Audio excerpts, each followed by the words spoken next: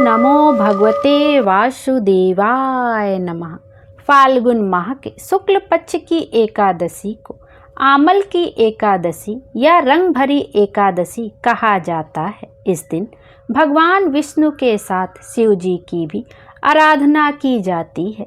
आमल की एकादशी के दिन आंवले के पेड़ की पूजा की जाती है और साथ ही आमल की एकादशी व्रत कथा का भी श्रवण किया जाता है। बिना व्रत कथा के यह व्रत पूर्ण नहीं माना जाता है, इसलिए सच्ची श्रद्धा और भाव के साथ आमल की एकादशी व्रत कथा का श्रवण अवश्य करना चाहिए। आइए हम सब भी भगवान विष्णु का ध्यान करते हुए उनके चरण कमलों में अभिनंदन करते हुए आमल की एकादशी व्रत कथा का श्रवण करते हैं। प्रेम से बोलिए विष्णु भगवान की जय। पौराणिक मान्यता के अनुसार वैदिस नाम का एक नगर था। उस नगर में ब्राह्मण, क्षत्रिय, वैश्य और शूद्र रहते थे। वहाँ रहने वाले सभी नगरवासी विष्णु भक्त थे और वहाँ कोई भी नास्तिक नहीं था। उसके राजा का नाम था चैत्रथ। राजा चैत्रथ विद्वान थे और वह बहुत धार्मिक थे। उनके नगर में कोई भी व्यक्ति दरिद्र नहीं था। नगर में रहने वाला हर शख्स एकादशी का व्रत किया करता था। एक बार फाल्गुन महीने में आमल की एकादशी आई। सभी नगरवासी और राजा ने यह व्रत किया और मंदिर जाकर आंवले की पूजा की और वहीं पर रात्रि जागरण किया। तभी रात के समय वहाँ एक बहेलिया आया जो कि घोर पापी था, लेकिन उसे भूख और प्यास लगी थी, इसलिए मंदिर के कोने में बैठकर जागरण को देखने लगा और विष्णु भगवान व एकादशी महात्म की कथा सुनने लगा। इस तरह पूरी रात बीत गई। नगरवासियों के साथ बहेलिया भी पूरी रात जागा रहा। सुबह होने पर सभी नगरवासी अपने घर चले गए। बहेलिया भी घर जाकर भोजन किया और सो गया, लेकिन कुछ समय के बाद बहेलिया की मौत हो गई। हालांकि उसने आमल की एकादशी व्रत कथा सुनी थी और जागरण भी किया था, इसलिए वह राजा विदुरथ के घर जन्म लिया। राजा ने उसका नाम वसुरथ रखा। बड़ा होकर वह नगर का राजा बना। एक दिन वह शिकार पर निकला, लेकिन बीच में ही मार्ग भूल गया। रास्ता भूल जाने के कारण वह एक पेड़ के नीचे सो गया। थोड़ी देर बाद वहीं मलेच्छ आ गए और राजा को अकेला देखकर उसे मारने की योजना बनाने लगे। उन्होंने कहा कि इसी राजा के कारण उन्हें देश निकाला दिया गया, इसलिए इसे हमें मार देना चाहिए। इस बात से अनजान राजा सोता रहा। मलेच्छों ने राजा पर हथियार फेंकना शुरू कर दिया, लेकिन उनके शस्त्र राजा पर फूल बनकर गिरने लगे। कुछ देर के बाद सभी मलेच्छ जमीन पर मृत पड़े थे। वहीं जब राजा की नींद खुली तो उन्होंने देखा कि कुछ लोग जमीन पर मृत पड़े हैं। राजा समझ गया कि वह सभी उसे मारने के लिए आए थे, लेकिन किसी ने उन्हें ही मौत की नींद सुला दी। यह देखकर राजा ने कहा कि जंगल में ऐसा कौन है जिसने उसकी जान बचाई है। तभी आकाशवाणी हुई कि हे राजन, भगवान विष्णु ने तुम्हारी जान बचाई है। तुमने पिछले जन्म में आमल की एकादशी व्रत कथा सुनी थी। यह उसी का फल है कि आज तुम शत्रुओं से घिरे होने के बावजूद जीवित हो। राजा अपने नगर लौटा और सुखपूर्वक राज करने लगा और धर्म के कार्य करने लगा। प्रेम से बोलिए विष्णु भगवान की जय। आइए अब एकादशी के इस पावन दिन पर हम तुलसी माता की कथा का भी श्रवण करते हैं कि तुलसी माता का भोग भगवान विष्णु को इतना प्रिय क्यों है। बिना तुलसी के भोग के भगवान विष्णु कोई भी भोग स्वीकार क्यों नहीं करते हैं। एक बार की बात है, धर्मराज युधिष्ठिर ने करबद्ध होकर भगवान श्री कृष्ण से प्रश्न किया, हे केशव, आपने आमल की एकादशी के व्रत का महत्व तो बताया, किंतु इस व्रत में तुलसी पूजन का इतना विशेष स्थान क्यों है। बिना तुलसी पूजन के एकादशी का व्रत पूर्ण क्यों नहीं होता है। तब श्री कृष्ण के मुख पर एक करुणामयी मुस्कान आई। उन्होंने सभा की ओर देखते हुए कहा, हे धर्मराज, तुलसी केवल एक पौधा नहीं, वो मेरी परम प्रिय भक्त हैं। जहाँ तुलसी होती है वहाँ मैं स्वयं वास करता हूँ। श्री कृष्ण बोले, एकादशी के दिन किया गया व्रत तब तक पूर्ण नहीं होता जब तक उसे तुलसी जी के चरणों में अर्पित ना किया जाए। आमल की एकादशी के दिन तुलसी पूजन करने से व्रत का पुण्य कई गुना बढ़ जाता है और साधक के जीवन से भय, विघ्न और पाप नष्ट हो जाते हैं। अब मैं तुम्हें तुलसी जी की महिमा का वर्णन सुनाता हूँ, क्योंकि बिना तुलसी के मुझे कोई भी भोग प्रिय नहीं है। जिस भोग में तुलसी दल रखा हो वही भोग मैं स्वीकार करता हूँ।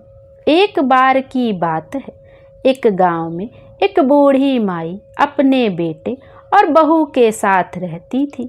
बूढ़ी माई का नाम था सुखिया और उनके परिवार में उनका एक पोता और पोती भी थे।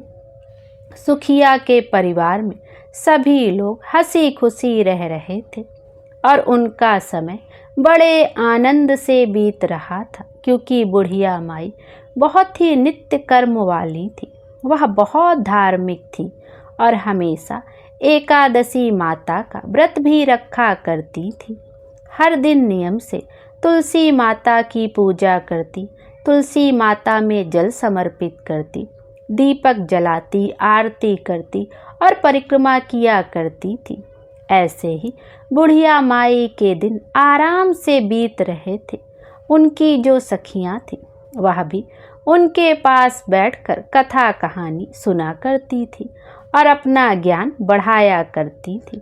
फिर एक बार की बात है, बूढ़ी माई अपनी सखियों के साथ बैठी हुई थी।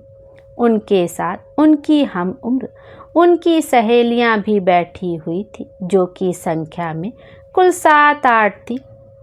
वह पूरा समय आपस में बातें कर रही थी। तब उनमें से एक सखी बूढ़ी माई से कहने लगी कि सुखिया, हम सोच रहे हैं क्यों ना हम सब द्वारकाधीश चलें, और द्वारकाधीश की यात्रा करने का तो बड़ा मन हो रहा है। तो उनमें जितनी भी औरतें बैठी हुई थी, जो कि सुखिया यानी बूढ़ी माई की सखियां थी, सब कहने लगी, अरे यह तो बड़ी अच्छी बात है, हमें अपने जीवन में द्वारकाधीश के दर्शन तो जरूर करने चाहिए। अब देर किस बात की, चलो हम सब द्वारकाधीश दर्शन करने की तैयारी करते हैं। अब उन सखियों ने उन बूढ़ी माई से भी पूछा कि बताओ बहन, क्या तुम भी चलोगी हमारे साथ द्वारकाधीश। उन सखियों में कुछ कम उम्र की भी थी, जो उन बूढ़ी माई को माई कहकर बुलाया करती थी। बुढ़िया माई का मन तो द्वारकाधीश की यात्रा करने का बहुत था, इसलिए बुढ़िया माई कहने लगी, सखियों, मैं ऐसे तो बता नहीं सकती, पहले मैं अपने बेटे से पूछूंगी, फिर उसके बाद ही तुम लोगों को बता सकूंगी। अब बुढ़िया माई अपने घर आ गई। अब उनका जो बेटा था, जो कि नौकरी किया करता था, अब वो सुबह से शाम को नौकरी करने के बाद जब घर आता है, तो उस दिन जब वह घर वापस आया तो बुढ़िया माई के जो पोते पोतियाँ थे वो उनके लिए खाना लेकर गए। तो बूढ़ी माई ने उस दिन खाना खाने से इनकार कर दिया, कहने लगी, मैं आज खाना नहीं खाऊंगी, आज मेरा जी नहीं करता। उधर जब बूढ़ी माई का बेटा खाना खाने लगा तो उसने अपनी पत्नी से पूछा, क्या माँ जी ने खाना खा लिया, क्योंकि वह हर दिन अपनी पत्नी से जरूर पूछा करता था। तब उसकी पत्नी कहने लगी, देखो जी, आज तो माई ने खाना खाने से इनकार कर दिया, कह रही हैं आज मेरा जी नहीं करता खाने का। यह सुनते ही बूढ़ी माई का बेटा अपनी माँ के पास गया और जाकर कहने लगा, माँ क्या बात है, आज तुमने भोजन क्यों नहीं किया? तब बूढ़ी माई कहने लगी, बेटा आज मेरा बिल्कुल मन नहीं है। तो बेटा कहने लगा, माँ जी कहीं आपकी तबीयत तो खराब नहीं है? अगर कोई परेशानी है तो मुझे बताओ, मैं अभी आपको वैद्य के पास लेकर चलता हूँ। बूढ़ी माई कहने लगी, नहीं बेटा, मुझे कोई परेशानी नहीं है, तुम परेशान मत हो, बस मेरा मन तो द्वारकाधीश जी की यात्रा करने को कर रहा है। तब बेटा बोला, माँ खुल कर बताओ क्या बात है। तब बूढ़ी माई ने शाम को ही अपने सखियों के बीच की सारी बातें अपने बेटे को बता दी कि बेटा मेरी कुछ सखियाँ द्वारकाधीश जी की यात्रा पर जा रही हैं और मेरा भी बड़ा मन कर रहा है कि मैं उनके साथ यात्रा पर जाऊं। माँ की इतनी बात सुनकर बेटा बोला, माँ जी इसमें तो कोई बात नहीं है इतना सोचने की, मैं अभी तुम्हारी यात्रा के जाने का प्रबंध कर देता हूँ, तुम जरूर यात्रा पर जाना। अब तो बूढ़ी माई बेटे के मुख से यह बात सुनकर बड़ी खुश हो गई और मन ही मन द्वारकाधीश जी का ध्यान करने लगी। फिर वो अपने बेटे से कहने लगी, बेटा लेकिन मुझे एक बात की चिंता है। तो बेटा बोला, माँ बताओ ना क्या चिंता है। तो माँ बोली, बेटा अगर मैं द्वारकाधीश की यात्रा के लिए जाऊंगी तो कम से कम 5-6 दिन तो मुझे लग जाएंगे वापस आने में, लेकिन उसके बाद जो आंगन में मेरी तुलसी माता रखी हैं उन्हें कौन सींचेगा, कौन उनकी पूजा पाठ करेगा, कौन उनकी आरती करेगा। तब बेटा बोला, माँ आप बिल्कुल चिंता मत करो, वो सारे काम आपकी बहू कर लेगी, मैं उसे बोल दूंगा, वो आपकी तुलसी जी की सेवा करेगी। अब सुनकर तो बुढ़िया माई एकदम ही निश्चिंत हो गई। फिर वो कहने लगी, ठीक है बेटा। और अगली सुबह बूढ़ी माई बहुत खुशी से द्वारकाधीश जाने की तैयारी करने लगी।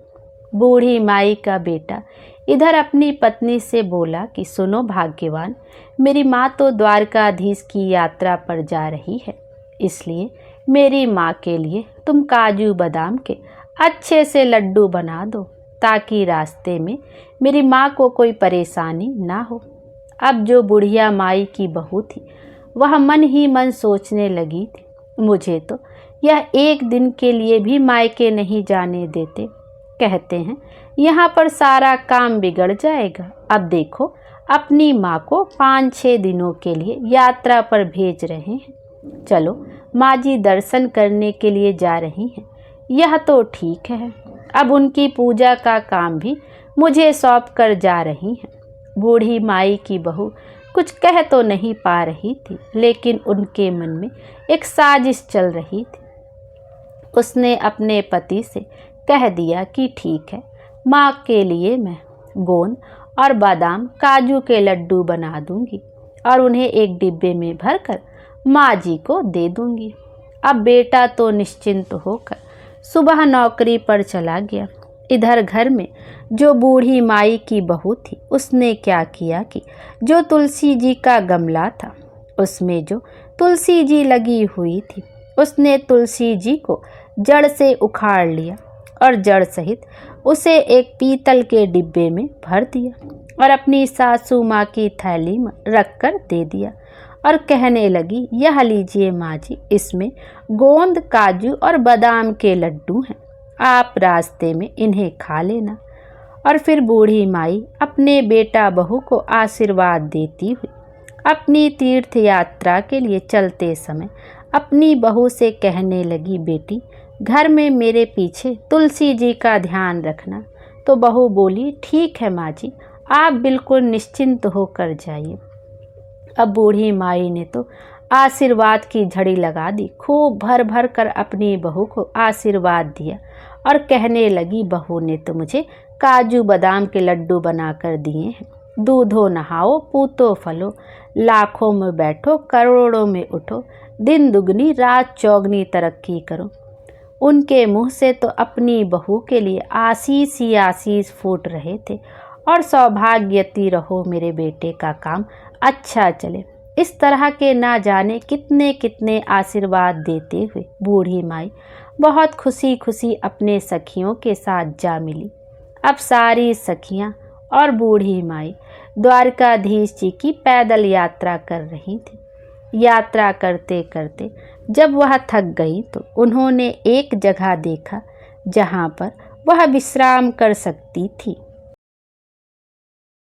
तब सब लोगों ने अपना खाना पीने का जो सामान था निकाला और सारी सखियां मिल बैठकर खाने लगी और विश्राम करने लगी। तभी बूढ़ी माई ने भी अपना डिब्बा खोलकर देखा तो उसमें तो घी से बने काजू बादाम के लड्डू भरे हुए थे। अब बूढ़ी माई ने आधा लड्डू खुद खाया और आधा लड्डू सभी सखियों में भी बांट दिया और भगवान को भी भोग मन ही मन लगा दिया। अब सारी सखियां कहने लगी, अरे सुखिया देखो तो तुम्हारी बहू तुम्हारा कितना ध्यान रखती है। तुम्हारी बहू ने तो तुम्हारे लिए घी के लड्डू बना कर दिए हैं। तुम्हारी बहू तो बहुत अच्छी है, देखो तुम्हारा कितना ख्याल रखती है। बूढ़ी माई भी मन ही मन अपनी बहू की तारीफें कर रही थी, साथ ही साथ तुलसी माता को भी याद कर रही थी। चलते चलते वह सारी सखियां अब द्वारिकाधीश पहुंच गईं। जब वे वहां पर पहुंची तो उस समय शाम हो रही थी। शाम का समय था तो वहां पर दर्शन करने के लिए भी बहुत लंबी भीड़ लगी हुई थी। इतनी लंबी लाइन देखकर द्वारिकाधीश जी के दर्शन करने के लिए तो अब बूढ़ी माई मन ही मन सोचने लगी और आंखें बंद करके ध्यान करने लगी कि प्रभु जी इतनी लंबी भीड़ है, अगर आज मुझे आपके दर्शन नहीं हुए और कपाट बंद हो गए तो तब तो मेरा यहाँ आना ही बेकार हो जाएगा। बूढ़ी माई मन ही मन द्वारिकाधीश जी से प्रार्थना कर रही थी कि प्रभु एक बार जीवन में मुझे दर्शन करने के लिए दे दो। मैं तो बहुत दूर से आपके दर्शन के लिए पैदल चलकर आई हूँ। हे प्रभु, मैं तो आपके दर्शनों की प्यासी हूँ। मन ही मन ध्यान करने के बाद बूढ़ी माई ने आंखें खोली तो क्या देखा कि एकदम से चमत्कार हो गया। वो जो लंबी सी लाइन लगी हुई थी उस लाइन में वह सबसे आगे खड़ी थी और सामने खड़े थे द्वारिकाधीश जी। यह देखकर बूढ़ी माई की तो हैरानी का ठिकाना नहीं रहा। कहाँ तो वह भीड़ की लाइन में सबसे पीछे थी और कहाँ वह चमत्कार हुआ कि वह लाइन में सबसे आगे आ गई और पंडित जी सबका प्रसाद चढ़ा रहे थे। तब बूढ़ी माई ने अपना डिब्बा खोलकर देखा तो उसमें एक लड्डू और एक तुलसी जी की पत्ती भी रखी हुई थी। अब बूढ़ी माई ने वही लड्डू और तुलसी जी की पत्ती द्वारकाधीश जी को चढ़ाने के लिए, भोग लगाने के लिए पुजारी जी को थमा दी। फिर मन ही मन बूढ़ी माई सोचने लगी, हे प्रभु, यहाँ तो एक से एक अमीर सेठ आए हुए हैं, महंगे से महंगे भोग आपके लिए लेकर आए हुए हैं और मेरा लगाया हुआ भोग तो एकदम साधारण सा है। भला द्वारिकाधीश मेरे लगाए हुए भोग को कहाँ स्वीकार करेंगे। पता नहीं मेरे लगाए भोग का नंबर आएगा भी या नहीं। मन ही मन वह द्वारकाधीश जी को याद कर रही थी कि हे प्रभु, मेरे भी लड्डू का भोग लगाओ ना, मुझे निहाल करो। ऐसी प्रार्थना करने के बाद बूढ़ी माई ने आंखें खोली तो उनकी आंखें आश्चर्य से फैल गई। क्या देखती हैं कि द्वारिकाधीश जी के हाथों में जो लड्डू था, यह तो वही लड्डू था जो बूढ़ी माई ने भोग लगाने के लिए पुजारी जी को दिया था। हाथ में तुलसी जी की पत्ती भी थी जो ठाकुर जी के हाथ में थी। अब तो यह सारा दृश्य देखकर बूढ़ी माई बड़ी प्रसन्न हुई और गदगद हो गई कि प्रभु ने मेरा भोग स्वीकार कर लिया। तभी जो द्वारिकाधीश जी के पुजारी जी थे वह सभी को प्रसाद बांट रहे थे, तो उन्होंने बूढ़ी माई को भी प्रसाद दिया। बूढ़ी माई ने वह प्रसाद अपने आंचल में ले लिया और हाथ जोड़ लिए। फिर वह प्रसाद लेकर सोचने लगी कि यह प्रसाद मैं अपने घर लेकर जाऊंगी और घर जाकर मैं अपने पोते पोती और अपने बेटे बहू के साथ मिलकर ग्रहण करूंगी। यह सोचकर पुजारी जी ने जो प्रसाद दिया था उसे बूढ़ी माई ने अपने डिब्बे में रख लिया और दर्शन करके प्रभु को धन्यवाद करके बूढ़ी माई बाहर आ गई। बाहर आई तो बहुत देर तक अपनी सखियों का इंतजार करने लगी। बहुत देर के बाद दर्शन करने के बाद जब उनकी सखियां वापस आईं तो कहने लगी, अरे बड़ी घबराहट हो रही है, बड़ी भीड़ थी, हमें तो सही से द्वारकाधीश जी के दर्शन भी नहीं हुए। इतनी दूर से चलकर आए हैं, इतनी देर तक लाइन में लगे और अच्छे से दर्शन भी नहीं हुए। इतनी धक्का मुक्की है, लेकिन हमें दर्शन तो ठीक से हुए ही नहीं। तो कोई कहने लगी, अरे मुझे तो थोड़े थोड़े से दर्शन हुए थे, बड़ी भीड़ है। अब सारी सखियां आपस में मिलकर अपनी अपनी परेशानी गिना रही थी, लेकिन बूढ़ी माई मन ही मन मुस्कुरा रही थी। कहने लगी, मुझे तो द्वारकाधीश जी के बहुत अच्छे से दर्शन हुए हैं और मेरा तो भगवान ने भोग भी ग्रहण किया। इस तरह से सारी सखियां अपनी द्वारकाधीश जी की यात्रा करके वापस अपने गांव के लिए चल पड़ी। बूढ़ी माई ने घर पहुंचकर अपने बेटे बहू को आवाज लगाई। बेटा अंदर से आया और माँ के पैर छुए। बेटे को माँ ने बहुत से आशीर्वादों की झड़ी लगा दी कि जुग जुग जियो मेरे लाल, मेरी यात्रा तो बड़ी सफल रही। फिर कहने लगी, अरे बेटा बहू कहाँ है? बहू नहीं आई, बहू दिखाई नहीं दे रही।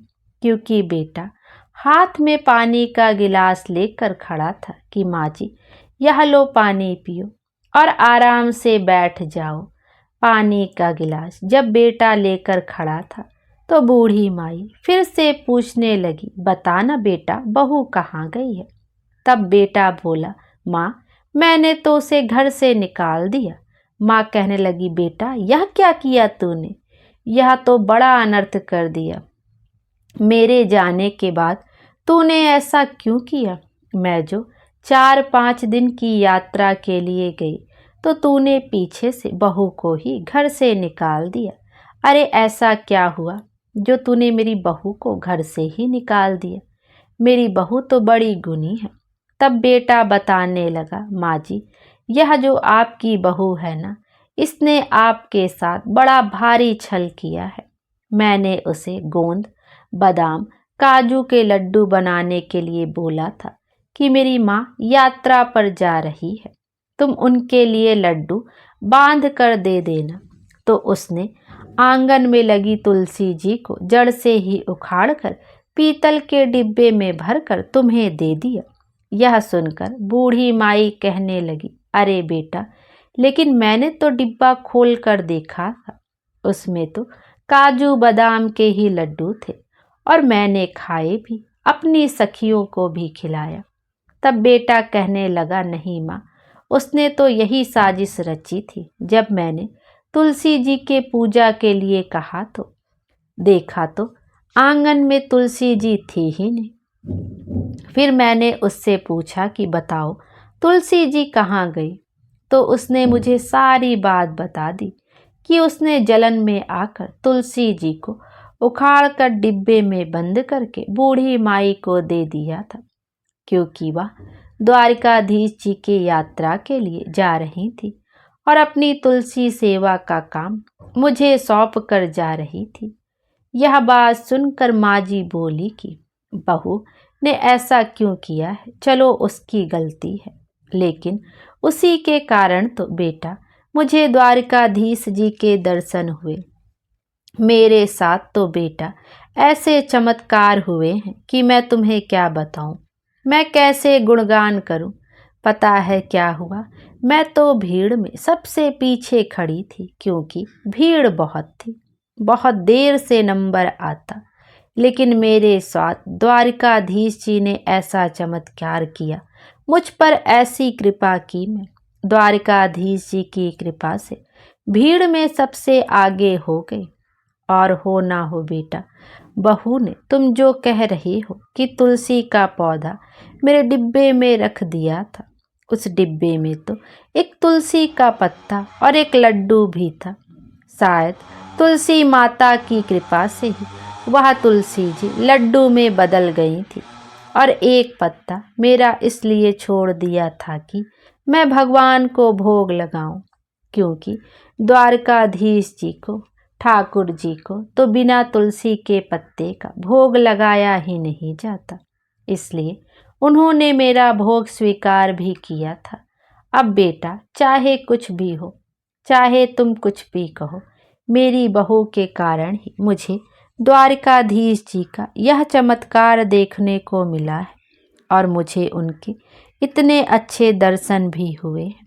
मैं तो उनके दर्शन करके निहाल हो गई। बेटा तू अभी जा, बहू मायके में होगी, उसे लेकर आ। अब बेटा अपनी माँ की बात को भला कैसे टालता। अब बेटा चल पड़ा अपनी पत्नी को लेने उसके मायके, और फिर अपनी पत्नी को लेकर वह वापस घर आ गया। जब बहू मायके से घर आई तो अपनी सासू माँ के पैरों में गिर गई और माफ़ी मांगने लगी। तब बूढ़ी माई ने उसे उठाकर अपने गले से लगा लिया और कहा, अरे बहू, मैंने तो तुझे कब का माफ़ कर दिया, तेरी वजह से ही तो मुझे भगवान के दर्शन हुए हैं। अगर तू ऐसा नहीं करती तो पता नहीं मुझे भगवान के दर्शन होते भी या नहीं।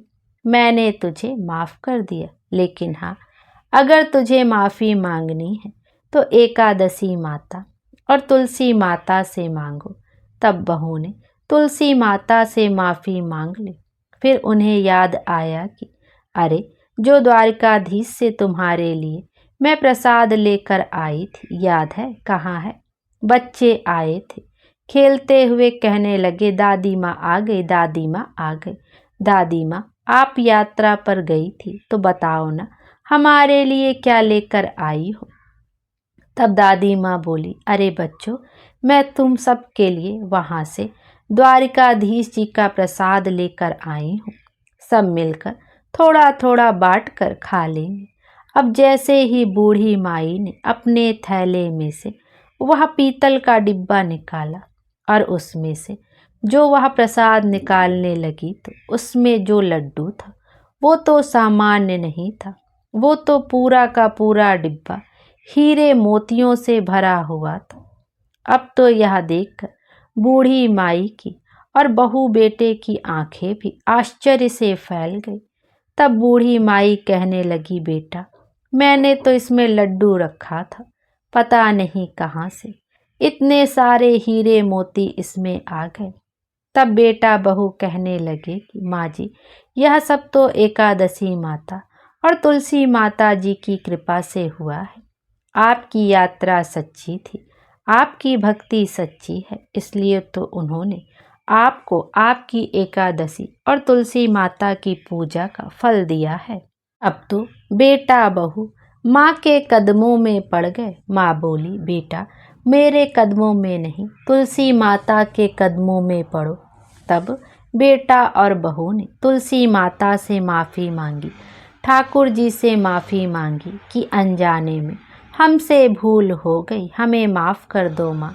अब तो बेटा बहू भी अपनी माँ की तरह एकादशी का व्रत रखने लगे और तुलसी माता की पूजा और सेवा करने लगे। तुलसी माता को सींचने लगे, तुलसी जी की खूब सेवा पूजा करने लगे। इसी तरह अब उनके खुशी खुशी दिन बीतने लगे। अब तो बूढ़ी माई के पास इतना धन हो गया था कि उसने गांव में बहुत सारे काम कराए, गरीब की कन्याओं का विवाह करवाया।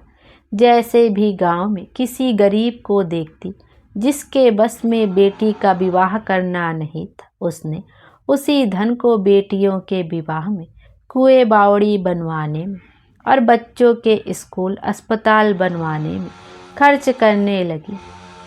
जितना बूढ़ी माई उस धन को लगाती, उतना ही बूढ़ी माई के घर में और अधिक धन बढ़ जाता। बूढ़ी माई जब तक जीवित रहीं, उन्होंने तुलसी माँ की कभी भी पूजा नहीं छोड़ी। जीता जी एकादशी व्रत कभी नहीं छोड़े। वे हमेशा सच्चे मन से एकादशी के व्रत रखा करती, तुलसी माता की पूजा सेवा करती। बूढ़ी माई बचपन से ही तुलसी जी की पूजा सेवा करती आई थी और मरने के बाद भी तुलसी माता और एकादशी माता की कृपा से बूढ़ी माई को मोक्ष की प्राप्ति हुई। बेटा बहू के दिन भी अच्छे हो गए। वह भी अपने बहू बेटों के साथ खुशी खुशी थी। उनके बच्चों के विवाह हो गए। उनके साथ वे सब सुखी जीवन बिताने लगे। हे एकादशी माता, हे तुलसी माता, हे ठाकुर जी, हे द्वारिकाधीश जी, जैसे आपने बूढ़ी माई पर कृपा की, वैसे ही इस कहानी को सुनने वाले और कहने वाले सब पर अपनी कृपा करना। सभी प्रेम से मिलकर बोलिए तुलसी माता की जय, ठाकुर जी की जय। हरे कृष्ण। आइए अब श्री कृष्ण जी की आरती का भी श्रवण करते हैं। आरती युगल किशोर की कीजय, तन मन धन न्योछावर कीजय। आरती युगल किशोर की कीजय, तन मन धन न्योछावर कीजय। रवि शशि कोट बदन की शोभा, ताहि निखरी मोर मन लोभा। गौर श्याम मुख निरखत रीझ, प्रभु स्वरूप नयन भर लीज। कंचन थाल कपूर की बाती, हरि आए निर्मल भई छाती। फूलन की सेज फूलन गल माला, रत्न सिंहासन भय नंद लाला। मोर मुकुट कर मुरली सोह, नटवर वेश निरख मन मोह। ओढ़े नील पीत पट सारी, कुंज बिहारी गिरिवर धारी। नंद लाल वृषभान दुलारी, आरती करत सकल नर नारी। आरती युगल किशोर के कीजिए, तन मन धन न्योछावर कीजिए। बोलिए विष्णु भगवान की जय। हरे कृष्ण। भगवान विष्णु हम सब की मनोकामना पूर्ण करें और हमारे जीवन को खुशियों से भर दें। Thank you.